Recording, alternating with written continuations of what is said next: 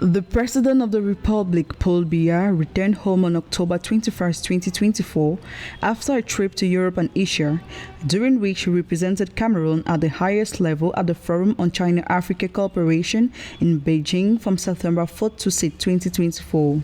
In recent weeks, some people have relayed false information on social networks about the alleged death of the head of state, but Paul Biya is showing his detractors that Cameroon is still governed.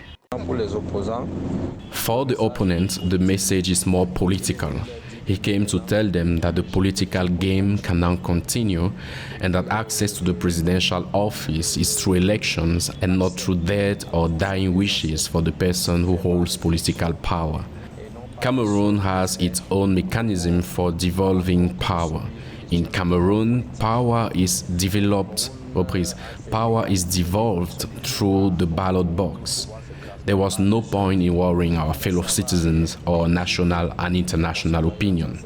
President Paul Biya's return comes shortly before the opening of the budgetary session in Parliament, which is usually convened in November to vote on the state budget and the broad socio-economic guidelines for the following financial year, in addition to the priority projects being carried out in the areas of access to drinking water, electricity and road infrastructure. 2025 will also see a major issue at stake: the possible renewal of the head of state term of office with the holding of presidential elections. We're going to see a significant increase in the state budget. This budget will have to take into account the various electoral operations to be held next year. In operational terms, the budgets of the institutions involved in the electoral process will have to be increased.